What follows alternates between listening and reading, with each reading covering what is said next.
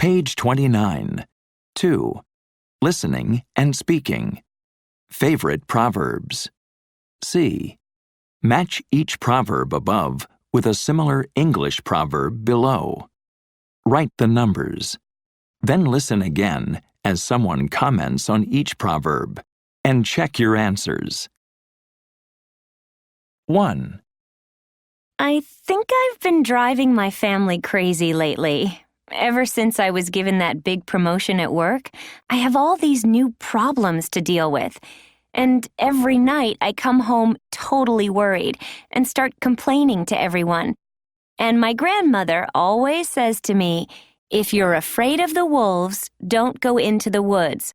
Like, I chose to accept this promotion, so I have to accept all the problems that come with it.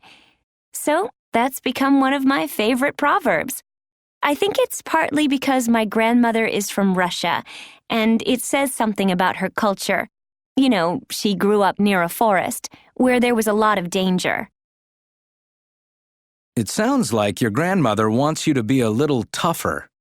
There's a similar saying in English, but it's about the kitchen. You often hear, "If you can't stand the heat, get out of the kitchen."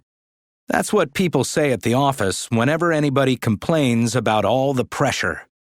But I totally understand what you're going through. Just remember that the first couple of months are the hardest. 2. My favorite proverb in Portuguese is, "Hard bread is better than nothing."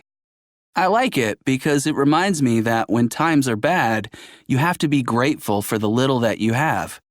And I thought of this proverb the other day when I was talking to a friend of mine. She's living with her parents while she looks for a job, and she isn't paying rent or anything because she's not earning any money. And she started complaining to me that she doesn't like the food her parents cook. Can you believe it? That's so incredible. I mean, she should be grateful she has a place to live. In English, we often say, beggars can't be choosers. You know, it means that you shouldn't make demands when other people are being generous with you. It's not exactly the same, but it's similar, I think. Anyway, I hope your friend finds a job soon, if only for her parents' sake. 3. My father is always quoting proverbs to me in Chinese. And my favorite one is, "You can't expect both ends of a sugar cane to be sweet." He used it recently when I was complaining about my new apartment. You know, I'm glad I moved into the city, but I've really been bothered by all the noise. So I was telling my father this, and he responded with the proverb about the sugarcane. It means that you can't have the advantages of something without the disadvantages. It always makes me stop and think a bit. That sounds a lot like a proverb we have in English. People say, "You can't have your cake and eat it too." It means about the same thing, I think. If you want one thing, you might have to give up something else. Like if you want to live in the middle of the city, you'll probably have to put up with a lot of noise. But anyway, I'm sure you'll get used to all the noise after a while. 4. You know, things haven't been so great lately. I feel like I've been hit with a whole bunch of problems all at once. But I have a favorite proverb that always makes me feel better. It's, "Every Tuesday has its Sunday."